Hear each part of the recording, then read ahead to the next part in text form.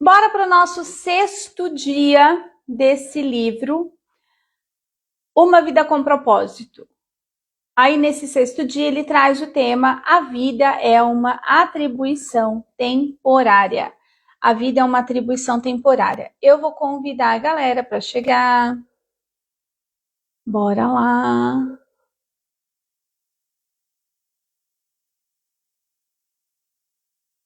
A vida é uma atribuição temporária, é o que ele traz no 6º dia. Enviado. A Lena chegou, essa lindeza. Tava pensando em você hoje cedo, Lena. Giovana chegou. Bom, bora lá então para o nosso 6º dia. Eu não esqueci o quarto ponto de ontem da nossa live, eu já gravei e vou disponibilizar para vocês aqui no feed. Então, antes da gente começar o nosso dia, alguns alinhamentos sobre o 6º capítulo. Lembra que eu falei que o 6º capítulo mexeu muito comigo e eu vou fazer alguns alinhamentos aqui com vocês. Então, primeiro alinhamento. A vida, aqui quando ele fala, né? A vida é uma atribuição temporária. Quando ele traz a vida aqui, e depois lendo todo o capítulo, ele está falando da vida em si, não da situação de vida. A vida, aquilo que é a vida que está aqui, latejando no nosso coração, tá? Então, aqui ele está falando dessa presença, dessa centelha divina dentro de nós. Então, vida, quando eu leio vida aqui nesse capítulo, se trata desta vida aqui, da vida em si, do coração batendo, tá? Lembra que a gente falou que existe vida e situação de vida, então aqui é sobre a vida. Segundo alinhamento, atribuição. A atribuição, eu fui lá no dicionário, porque eu gosto de olhar a raiz, o significado das palavras, eu gosto um pouco dessa semântica, né? Então, atribuição diz respeito ao dever, e dever ligado a algo, a algum ofício, cargo. Até aqui, eu escrevi, dever está ligado a um ofício, cargo, trabalho ou função. Então, lembra que a gente falou do sacro ofício, do ofício sagrado, do trabalho como servir a vida, a nossa vida e a vida dos demais? Então, a vida é uma atribuição temporária. Esta vida que só é possível no momento presente, com o nosso coração batendo, porque ela é única, a gente não tem outra, né, nessa esfera aqui. Ela é uma atribuição, é um trabalho. E eu falei lá no primeiro dia, já dá trabalho cuidar da própria vida, porque é verdade, a gente vai olhar para as esferas espirituais, mentais, emocionais e físicas, a gente já tem muito trabalho. Quando a gente olha para o guarda-chuva das funções, inclusive, a gente vê quanto trabalho a gente tem para cuidar da nossa própria vida, estar emocionalmente fortalecida para poder colocar limite nas relações que a gente vive por aí. Então, aqui, esses 2 pontos. E quando ele trata, e aí aqui um terceiro alinhamento que eu quero fazer com vocês, que cada vez que vocês ouvirem um capítulo do livro, ou leem, né? Não sei quem que tá com ele físico, tem um audiobook lá. Toda vez que vocês lerem a palavra eternidade, eu quero que vocês se conectem com o conceito de eternidade que eu trouxe aqui para vocês.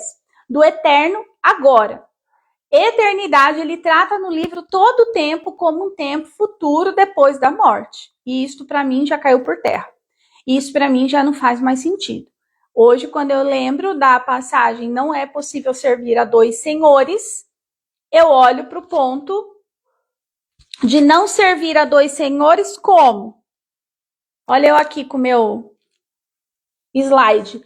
2 senhores, o senhor do tempo Cronos, que é o passado ou o futuro, ou o senhor do tempo Kairos, que é essa vida latente no momento presente. Não é possível servir a 2 senhores. Quando a gente está no momento presente pensando demais no passado, a gente está servindo ao tempo do condicionamento da nossa cabeça, a gente está olhando para isso aqui. Então, a gente deixa de viver o agora. Então, sempre que vocês ouvirem a palavra eternidade, se conectem com o conceito que eu trouxe de eternidade, tá? Que aí vocês vão vendo que o livro vai... A gente tem que... Você sabe como que eu comecei a ler agora esse livro? Eu tô lendo ele no digital. Eu gosto de ler. Eu não escutei nenhum audiobook até agora, né? Nenhum capítulo desse livro, do audiobook. Eu tô riscando palavras, taxando mesmo, que não fazem sentido dentro de um parágrafo. Para aquele parágrafo fazer sentido para mim, eu risco algumas coisas. E aí eu releio aquele parágrafo, assim que eu tô vendo ele. Eu leio primeiro na íntegra, né? Porque eu tô falando de honrar esse homem que dedicou um tempo para fazer essa obra, que existe há mais de 20 anos, mas eu olho agora com um outro filtro, tá? Eu faço a leitura e depois eu aplico o meu filtro. Então, alinhamentos feitos, vamos para o nosso primeiro ponto do dia de hoje. Por que eu discordei tanto desse 6º capítulo, né? E olha só, e por que isso me mexeu comigo?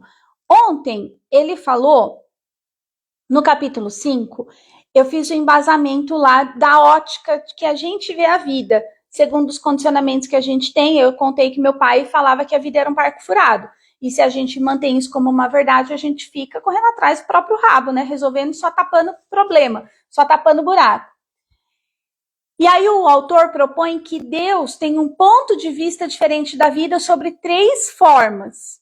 Primeiro, que a vida é um teste, e eu concordei com isso, né? Falei para vocês, inclusive, como que a gente faz para passar nesses testes, usando os 5 passos lá da aceitação, desapego, correção, auto-perdão e perdão com o outro. A gente olha para os testes quando a gente inclui com amorosidade tudo que foi, como foi. Aí a gente está cumprindo o nosso propósito primário. Então a gente vai passando no teste, subindo de nível, passando por novos testes. Isso eu concordo. Inclusive, isso vem de encontro com os ensinamentos sistêmicos, né? O segundo ponto que ele traz do ponto de vista de Deus é que a vida é um cargo de confiança, que eu gravei o conteúdo extra. E aí, cargo de confiança e ato de fé vem de encontro com os recursos que nós temos, porque ali dentro do segundo ponto que ele traz do ponto de vista de Deus, que a vida é como um cargo de confiança, é como que nós administramos nossos recursos para dar manutenção a essa vida. Então, quais são os recursos que a gente tem na mão? Além dos que vocês já me ouviram falar do tempo, energia e dinheiro. Relacionamento é um recurso. O recurso intelectual, né? Tudo que eu já estudei, tudo que eu já vivi, cada uma de vocês. O recurso emocional, que vem de encontro com os traumas que a gente viveu. Para quem tem já conhecimento dos traços de caráter, é um recurso emocional. A criatividade, a comunicação, planejamento, execução e negociação. Então, a gente tem inúmeros recursos, não é só o tempo, energia e dinheiro, mas como que nós estamos administrando esses recursos para poder gerenciar, administrar essa vida. Então, a vida é como um cargo de confiança, um ato de fé. E isso para mim também fez muito sentido, porque quando a gente olha, deixa eu pegar aqui, fazer um desenho novo. Quando a gente olha aqui para esse ponto do propósito primário e secundário, aliás, né, secundário que é o que eu faço com o que eu sou, a identidade, aqui é o nível do ser, e aqui é o fazer. E aqui é o propósito supremo, né? Ó, aqui é o que eu faço, é o fazer. Aqui é o ser, meu nível de identidade. Eu sou filha única e amada de Deus. Com toda a história que eu já vivi, em todas as relações que eu vivi. Para eu alcançar o propósito supremo, que é o terceiro, que é a integração do que eu sou com o que eu faço, isso aqui é a administração dos nossos bens, dos nossos recursos. Na busca de cumprir o nosso propósito supremo. Então, quanto que eu estou usando do meu tempo, do meu recurso intelectual, físico, tudo que eu estou usando do meu recurso como administração. Então, um ato de fé. E lembra que eu falei que o que eu sou e o que eu preciso fazer e quem eu sou, como, vem aqui, ó, no caminhar. O como é no caminhar. Então, eu me peguei hoje batendo um papo reto aqui com o Marcel sobre isso, do como caminho se faz caminhando. Até lembrei daquela música do Titãs. Então, isso para mim fez sentido. o ponto de vista de Deus. A vida é um teste e a vida como um cargo de confiança. Agora, no sexto dia, quando ele traz o terceiro ponto de vista de Deus, ele diz que Deus vê a vida como uma atribuição temporária. Até aqui, dentro do alinhamento que eu fiz com vocês, tudo bem, né? A vida, sim, é uma atribuição temporária. Nós estamos aqui numa passagem, esse corpo, essa matéria, ela vai se decompor. Tudo que é temporal, tudo que tem prazo, se deteriora com o tempo, né? E eu nem dei bom dia pra Tati, né? Bom dia, Tati. Eu já comecei aqui, metralhando, né? E aí, então, ele traz dentro desse ponto que eu discordei muito, foi que assim, ele divide a nação, não sei se vocês ouviram o áudio lá, mas ele divide o mundo, a nação, em duas categorias. E aí ele julga e classifica essas categorias. Isso para mim já é algo que não é de Deus. Já é algo que não é de Deus, sabe? Porque ele dá o exemplo de quem ele é americano. Então ele dá um exemplo de quem vai trabalhar, tem que ter o visto lá, o green card, que é um cartão de permanência no território americano. Enfim. E aí ele traz uma analogia com o green card espiritual. Só vai entrar no céu os cristãos. Então, isso para mim já é um ponto que eu não concordo. E aí, o segundo ponto que ele traz, e aí vem o julgamento em cima dessa classificação, o mundo se divide em cristãos e o resto vai para um outro cesto. Ele diz assim, trouxe um trecho do livro. Os cristãos devem carregar seu green card espiritual para lembrar que sua cidadania é do céu. Aqui ele está considerando a transitoriedade da vida. E tudo bem, tá? Deus quer que seus filhos vejam a vida de modo diferente de como veem os não cristãos, pois estes pensam somente nas coisas terrenas. Da onde ele tirou isso? Então, o mundo é classificado de duas classes, cristãos e não cristãos. Os cristãos têm que ter o crachá. Eu vou para o céu, porque eu sou cristão e carrego uma Bíblia debaixo do meu braço. E quem não é cristão vai para onde? Vai para o inferno, porque só pensa em coisa terrena. Quem disse? Olha o que a gente conversou, cristãos, 81% da nação brasileira é cristã e o índice de violência só aumenta. Tá, duvido que esse povo vai para o céu. Eu aqui, né, no meu julgamento. No mínimo purgatório. No mínimo. Então, é o tipo da coisa que eu já não concordei ali, né? E aí, quando ele traz um outro ponto do livro, que também foi assim como eu fiquei falando de vários pontos. Então, aqui são pontos que eu não concordo. Do ponto de vista de Deus, que a vida é temporária, eu concordo. Agora, o que ele justifica no livro para que essa transitoriedade seja agradável aos olhos de Deus, isso para mim é totalmente fora de contexto. Eu não sei se faz sentido aqui para vocês. Inclusive, quer ver? Eu trouxe um trecho aqui, nesse primeiro ponto ainda, eu trouxe um trecho aqui do livro de São Francisco, que eu falei que eu li isso aqui, né? Olha só. São Francisco diz assim, eu não vou contar toda a história do livro aqui antes desse trecho, mas ele diz assim, devemos dar o testemunho de que somos capazes de dirigir esse testemunho rumo à luz de Deus. Lembra que a gente falou? Viver à luz da eternidade é viver com qualidade no tempo presente, nesse eterno agora, né? Então, aqui ele fala, rumo à luz de Deus. E ele não está falando de um Deus conceitual, tá? Esse livro aqui, ele fala bem sobre isso. Dar de comer a quem tem fome, confortar quem está só, visitar o doente, assistir o caído. Seja o que for que façamos para aumentar a luz da bondade, é aí que começa o nosso testemunho. Ele não fala aqui de religião. E ali mais na frente, ele fala assim,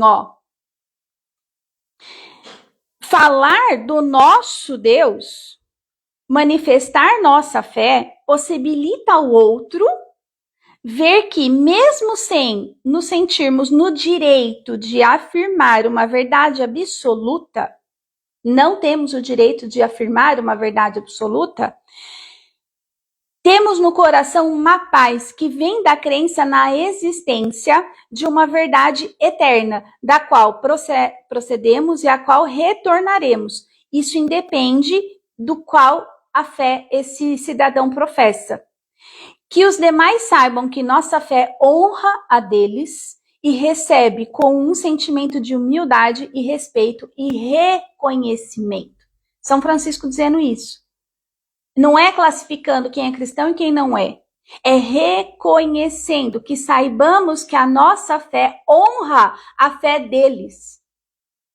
Se tem aqui uma reta intenção no coração, já tem o amor de Deus. Inclusive tem uma outra frase que eu trouxe para vocês que diz assim, ó: o amor é um hábito do coração e uma inclinação do espírito. E ele fala que a gente precisa olhar para esse movimento sem querer incluir Deus, tem um outro ponto aqui, num recipiente. O recipiente espiritual. Então, o que esse autor fez foi fazer um recipiente espiritual. Tem aqui o recipiente dos cristãos. Você cabe aqui, então você vai para o céu. Você não cabe aqui, então você está perdido no mundo terreno. E isso eu não concordo. Tá fazendo sentido isso para vocês? Oi, Josi. Comenta aqui com as mudinhas se as cabeças estão fervilhando.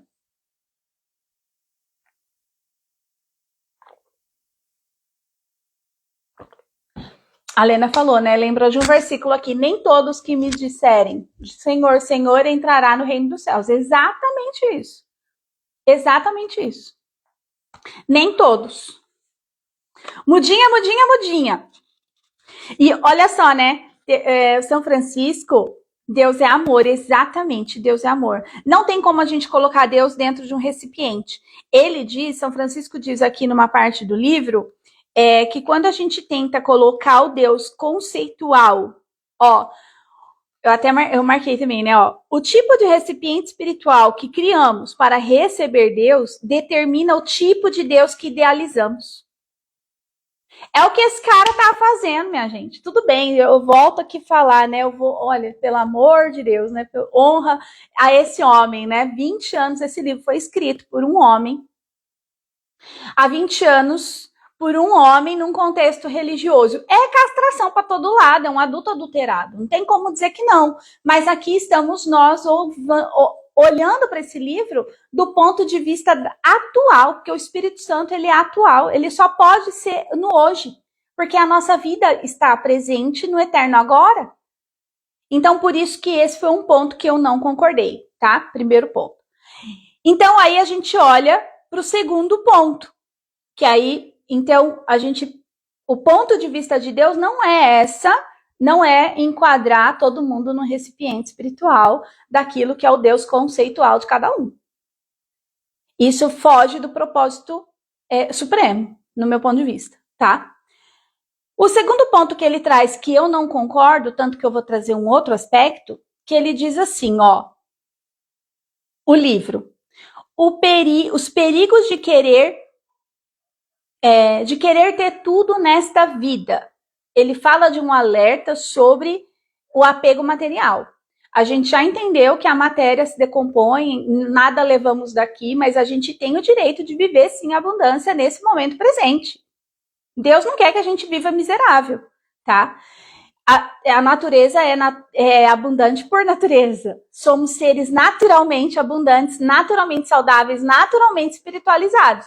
O que acontece é que a gente vai vivendo as adulterações ao longo dos condicionamentos. Por isso que nos tornamos adultos adulterados, tá?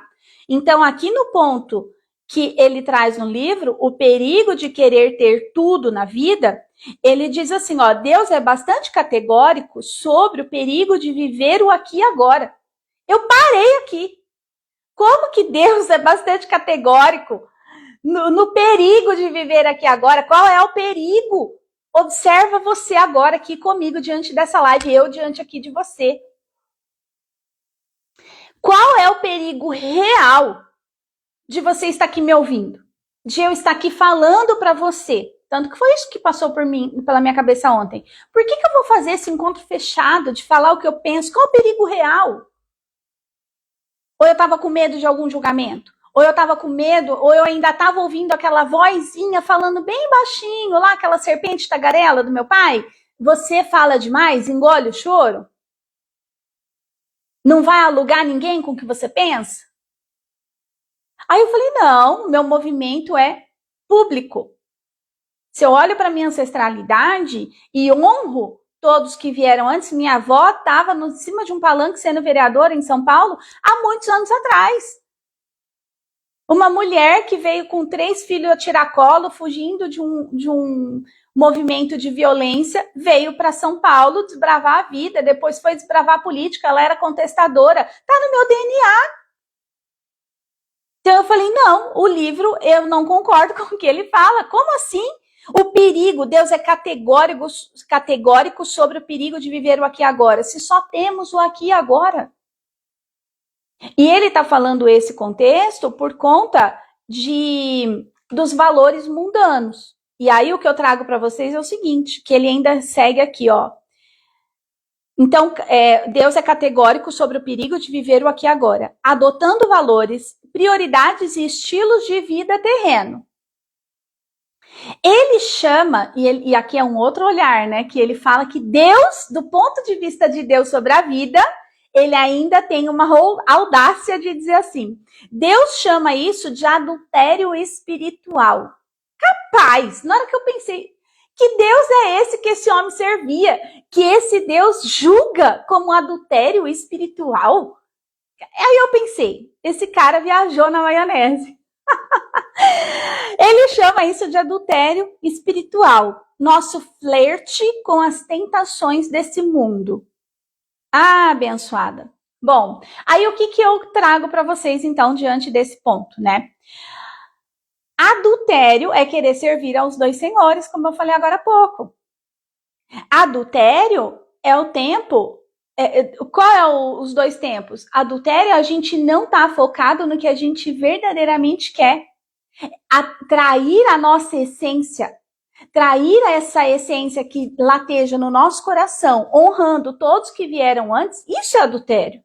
Adultério seria eu estar me escondendo num Zoom para poder falar sobre isso.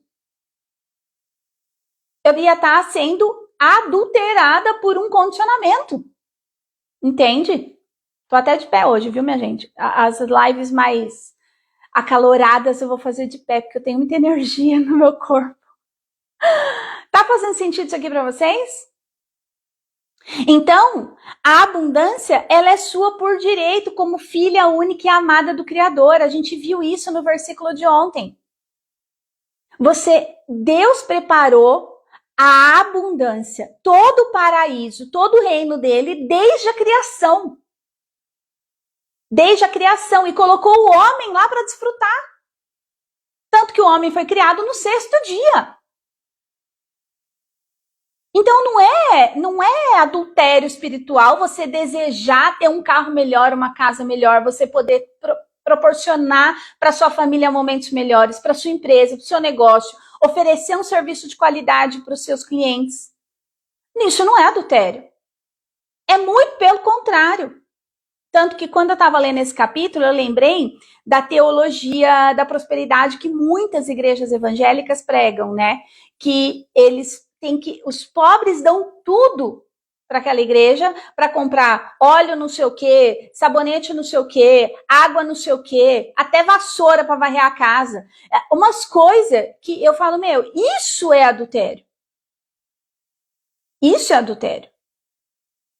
Agora, quando a gente está vivendo o aqui e agora, dando o nosso melhor com o que eu estou fazendo hoje, quem eu sou, o que eu faço para alcançar esse propósito supremo.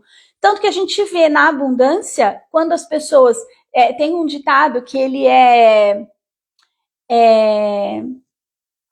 tem um ditado que ele é meio uma faceta, que diz assim, dinheiro faz dinheiro. Isso é uma crença bem limitante. Porque isso limita a pessoa que não tem dinheiro a pensar que ela não pode fazer dinheiro.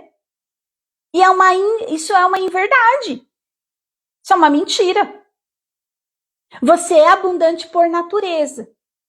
Você tem dons e talentos que só você tem.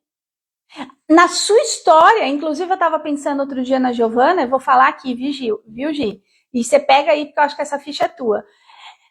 A Gi, ela é numeróloga, ela está estudando outros movimentos, o DNA da numerologia, falando lá da ancestralidade dela, mas talvez a Giovana precise ensinar como mães podem tomar banho tranquilamente com uma filha com graus diferentes de autismo.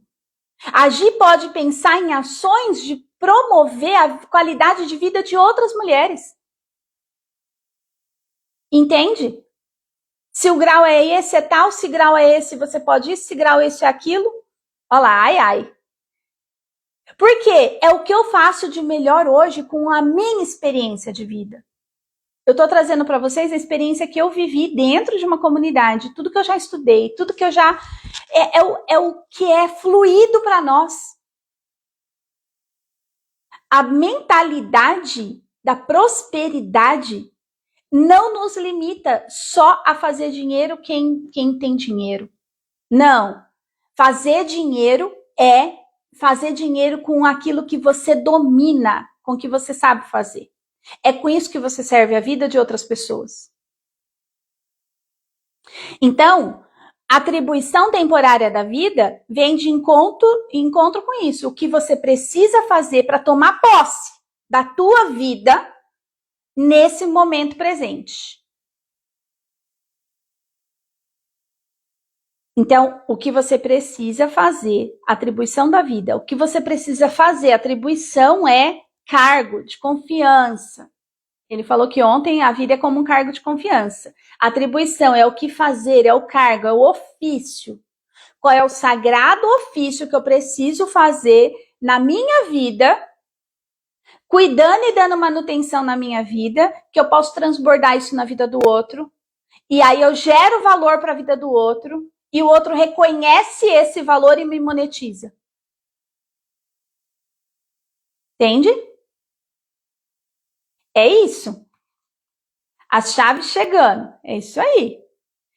E aí o terceiro ponto que eu vou trazer aqui do livro, a Gi falou, estou trabalhando com DNA, mas sei que tem algo forte por vir. Pois é, pega essa. A chave chegando e gratidão. Muito obrigada a você, Gi, por estar aqui disponível. Deus quer que sejamos insatisfeitos? Eu fiz uma pergunta para esse livro, porque ele fala aqui no momento do livro, que ele diz assim, ó, até citei algumas partes aqui. Deus nos impede, Deus quer nos impedir de nos apegar. Ele fala que diz que os momentos felizes são temporários, que deve ser assim mesmo. E ele fala que nada é comparado ao que Deus está preparando para você na eternidade, que aí ele coloca essa eternidade no tempo futuro, depois da morte, que para mim já não existe. E aí ele fala dos valores com base no apego. Então ele vai relatando várias coisas e ele diz que Deus quer que sejamos insatisfeitos. Oh, meu Deus, quem disse isso para esse homem? Porque pensa numa coisa, a gente falou, inclusive que é nessas coisas que eu falo que o livro se contradiz. Teve um ponto do livro que ele falou sobre esse apego ao material, ao materialismo. Ele fala, né? Ele traz o termo materialismo, que é uma das formas que nos distancia de Deus. Isso ele falou no livro. Como que pode, então, agora Deus querer que sejamos insatisfeitos permanentes? Esperando essa satisfação plena na eternidade no tempo futuro. Isso para mim é contraditório. Porque olha só o que a gente fez. Quando você está aqui e você só é feliz quando alcançar algo, você está aqui, você só é feliz quando alcançar algo, quando você alcançar esse algo, a satisfação de alcançar isso vai entrar numa monotonia, num tédio. Ah, eu quero tanto um carro zero, ai, não sei o que. Aí o carro zero, ele é zero por milésimos de minutos, segundos. Você rodou 2 dias com o carro, já não é mais zero, já perdeu o tesão. Aí gera um nível de insatisfação que você fala, não, agora que eu cheguei aqui, eu vou só ser feliz quando eu chegar ali. Isso que ele está falando é o ciclo da insatisfação. Se a gente olhar bem para isso aqui que ele está falando, é a jornada do filho pródigo. Dá a parte que é minha da herança que eu vou gastar tudo. Aí chega uma hora que ele chega lá, tá com fome, tá com 10 mil coisas. Ele lembra que a casa do pai era abundante. Porque ele retorna. Aí depois ele vai e retorna. Tem uma jornada do filho pródigo, né? Tem 7 Is da jornada do filho pródigo. E uma delas é a insatisfação. Imagina! Aí eu questionei, falei, como assim que Deus quer que a gente seja infeliz? Aí o que eu trouxe para vocês? Exatamente o oposto. Por quê? Se a gente olha para o nosso propósito primário, o guarda-chuva das funções, você amar a Deus sobre todas as coisas, com café, corpo, alma, todo o seu coração e todo o seu entendimento, toda a sua força, você vai amar você sobre todas as coisas e depois o próximo como a ti mesmo. Se cada um que a gente cruza no nosso caminho está com o guarda-chuva das funções em ordem, eu não consigo ver a vida mais plena do que isso. A satisfação, ela vem do nível de contentamento interno, não tem nada a ver com o externo. É só a gente olhar para uma criança. Inclusive eu lembrei, eu acho que até marquei aqui, o versículo da criança. Quem recebe uma criança, deixa vir a minhas crianças, porque dela é o reino dos céus. É só a gente olhar para a nossa criança interior, para essa que a gente foi um dia. Olha para o seu nível de contentamento, de satisfação. As virtudes divinas, elas são uma inclinação natural do espírito, do coração. Quando eu estou integrando o propósito primário com o secundário, eu estou buscando a reta intenção do coração, da justiça, do amor, da bondade. Isso é natural. Isso só foi perdido com o tempo. Isso é estar em plena conexão com a centelha divina que está dentro de você hoje. Então Deus não quer ver a gente insatisfeito. Isso é um ponto que, para mim, é fora de cogitação. Olha para você quando você olha para o seu... Tem até um versículo que diz, lembrei desse versículo agora, né? Um pai não dá o que o filho pede? Você vê teu filho com fome, você não vai dar de comer? Você vê o seu filho necessitado, você não vai atender? Como que Deus, na sua infinita misericórdia, bondade, sabedoria, que deu essa oportunidade de eu estar aqui hoje, ele quer me ver infeliz e insatisfeita? Não faz sentido isso aqui para mim. Se eu recebi o sopro divino hoje, se minha alma voltou para o meu corpo, e eu conecto o meu espírito ao espírito divino, eu coloco o meu corpo, esse corpo físico, a serviço desse espírito que já está em mim ao acordar, ele não deseja infelicidade e insatisfação. O que gera sofrimento, eu contei para vocês, lá dentro do pilar da aceitação, é a não aceitação daquilo que é. E quando a gente não aceita aquilo que gera resistência e sofrimento, é porque a gente ainda está preso aos condicionamentos que a gente julga. São julgamentos do que é certo, do que é errado, do que é bonito, do que é feio, do que é bom, do que é ruim, dentro dos condicionamentos que nós vivemos lá na esfera dos 3 P's. Padres, pastores, líderes religiosos, pais e parentes e professores. A nossa insatisfação, o nosso sofrimento, a nossa sentimento de insuficiência vem dessa semente que foi plantada e cultivada ao longo da vida. Isso não é de Deus. Faz sentido isso aqui para vocês? Olha eu. Então, o terceiro ponto que ele traz como o ponto de vista de Deus, que a vida é uma atribuição temporária, eu concordo. Agora, todos os argumentos que ele traz no livro, eu discordo. Deixa eu ver as chaves aí virando.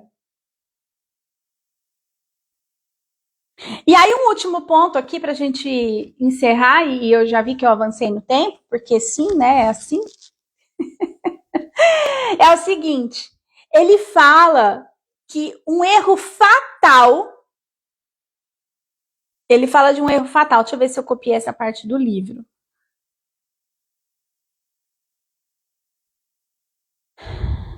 Só um minuto. Deixa eu pegar aqui no livro. O livro está aqui na minha mão. Eu copiei do livro. Ó, ele diz assim no livro: é um erro fatal presumir que a meta de Deus para a sua vida é a prosperidade material ou a fama, como define o mundo. Olha só. A vida em abundância não equivale à abundância natural e a fidelidade a Deus não garante sucesso na sua carreira, nem mesmo no ministério. Aí eu comentei o seguinte. Eu comentei o seguinte aqui no meu livro. Eu fiz um rabisco lá e eu faço um comentário aqui no livro, né? Cadê esse comentário do erro fatal aqui? Aqui. Um erro fatal é você não ser próspero e abundante. Isso sim é um erro fatal. Porque só assim você vai poder tocar mais vidas e seu ministério, seja ele qual for, terá muito mais chance de ser cumprido. Entende?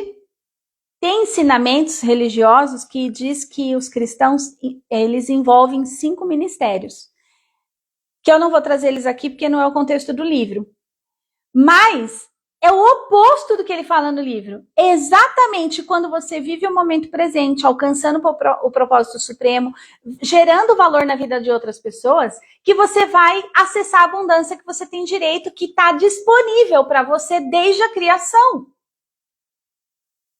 E aí, quando a gente acessa essa prosperidade, essa abundância, quando a gente está integrando o propósito secundário com o propósito supremo, porque eu vou falar uma coisa que me virou uma chave aqui. Talvez, tá? Talvez. Só uma virada de chave aqui, talvez por isso. O que muitas vezes acontece é que a pessoa quer fazer o dinheiro pelo dinheiro. Ela fica aqui, ó, só na esfera do fazer. São aquelas pessoas que entram em burnout, são aquelas pessoas que alcançam prosperidade financeira, mas têm um vazio na alma.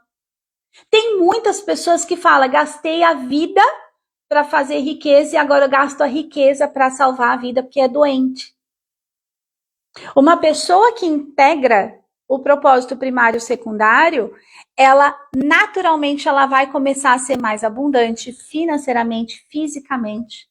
A doença não alcança essa pessoa, ela nem precisa da doença para viver. Que a vida é por si só plena, é por si só saudável. Entende?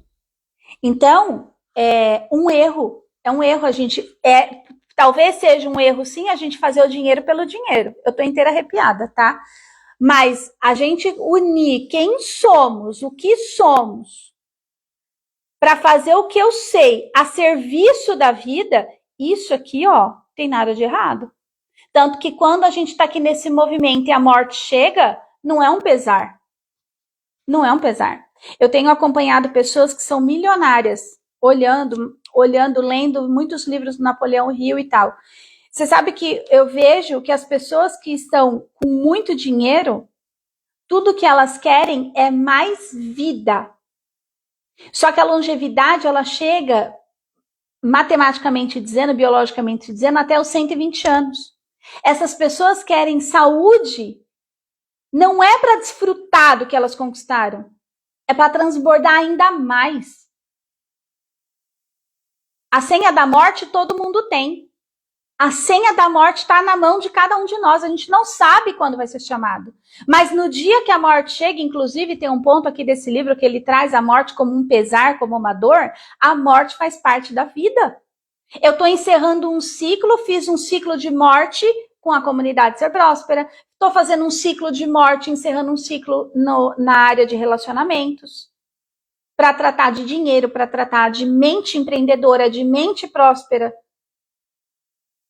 Para quê? Para a gente poder... Eu estou fazendo encerramento de ciclo. É morte. É despedidas.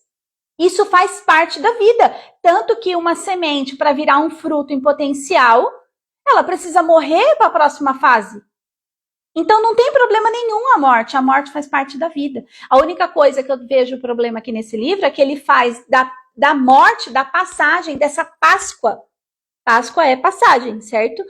Dessa Páscoa só acontecer no momento que esse corpo morre, que só então você vai viver a plenitude. É balela. Balela. Tá? Para mim é balela. Bom, esse é o contexto do livro. Tem uma vida plena de paz com o passado. Olha lá, isso já é o suficiente para a Lena deslanchar.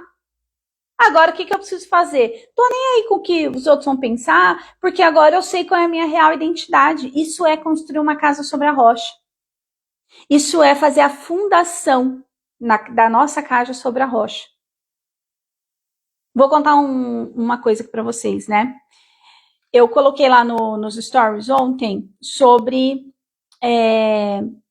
um encontro para saber se vocês estão indo no caminho certo, né? Dessa abundância, unindo esses propósitos, né?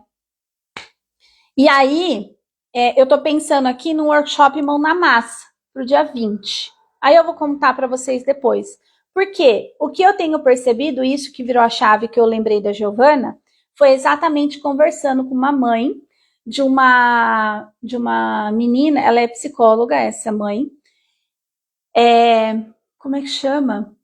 Quando tem aquela doença que o cérebro... eu não lembro como é que chama. Bom, mas enfim, ela tem uma filha totalmente dependente de cadeira de roda e tal. E ela conseguiu o trabalho da psicologia dentro de casa para fazer dinheiro e ajudar na manutenção da vida. E ela tá sentindo a vida sem propósito. E aí a gente conversou. Eu conheço essa pessoa, ela é lá da Paraíba.